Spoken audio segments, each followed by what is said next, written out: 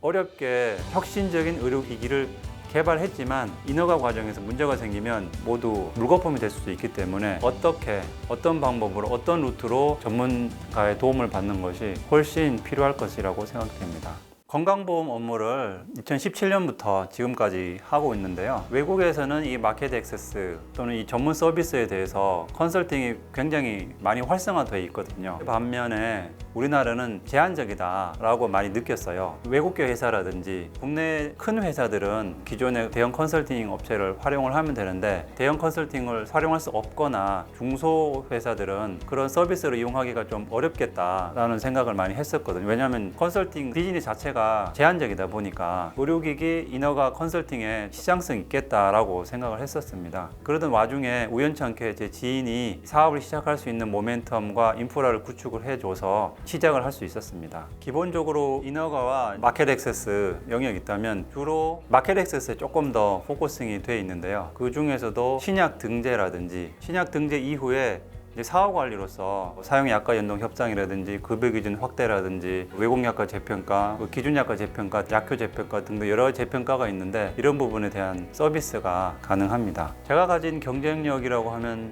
유연성과 가격 경쟁력이 아닐까 싶은데요. 우리나라 컨설팅에서는 규모가 큰 업체들이 시장을 선점을 하고 있는데요. 저 같은 경우는 아직 신규 진입자이고 규모도 작다 보니 회사가 원하는 맞춤 서비스가 가능하고요. 회사의 직원처럼 유연하게 업무를 수행을 할 수 있고 그에 따라서 당연히 가격적인 부분도 메리트가 있을 거라고 생각이 듭니다. 국내 회사들의 시장 진입을 지원하기도 하지만 외국의 우수한 의약품들이 아직 국내에 진입하지 못한 의약품도 많이 있거든요. 그런 의약품들이 국내에 진입을 하기 위해서 어떤 방법으로 어떤 루트로 진입을 하는지 많이 알려져 있지 않은 것 같아요. 외국의 우수한 의약품이 국내에 론칭이 돼서 우리나라 환자들도 우수한 의약품을 많이 활용할 수 있는데 저 또한 기여를 하고 싶습니다. 의약품도 그렇지만 1,000억 원 내외, 1,500억 미만의 중소제약 회사들은 대부분이 마켓 액세스 담당자가 따로 없는 경우가 많이 있거든요. 인허가 파트에서 대부분 보험 영역까지 커버를 하는데요. 그러다 보니 좀 전문적인 부분이 부족한 부분이 많습니다. 의료기기 같은 경우는 더 심한 것 같은데요.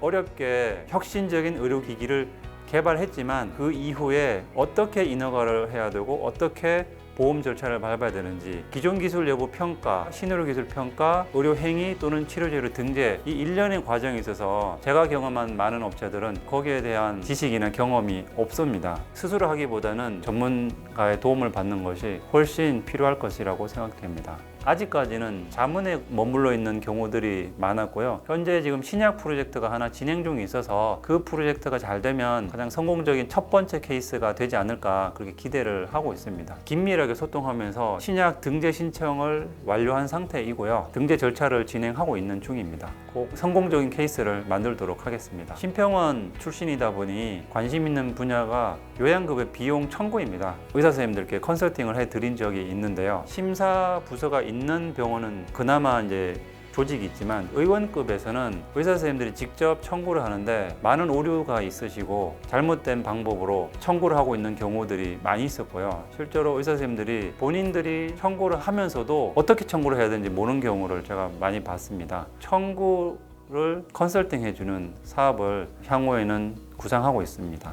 의약품과 의료기기 산업은 규제 산업이다 보니 굉장히 정부의 규제를 많이 받고 있는데요. 최근에는 개발 트렌드 또한 맞춤형 치료제로 개발이 되고 있어서요. 개인 맞춤형은 비용도 굉장히 고가이고 소수의 환자들이 사용을 하기 때문에 규제 입장에서도 굉장히 면밀하게 관리를 할 수밖에 없고요. 이에 대응하기 위해서 기업들은 개발 단계에서부터 전임상, 임상, 허가, 보험 이 일련의 프로세스가 있을 때 얼리 단계에서부터 커머셜 단계에 대한 플랜을 미리 짜둘 필요가 있을 것 같습니다. 왜냐하면 앞단에서 계획을 했는데 인허가 과정에서 문제가 생기면 많은 비용과 노력들이 잘못하면 모두 물거품이 될 수도 있기 때문에 좀 더 섬세하게 디자인을 해서 할 필요가 있고 일련의 과정을 가능하면 빨리 수립을 해서 개발을 진행하는 것이 바람직할 것 같습니다.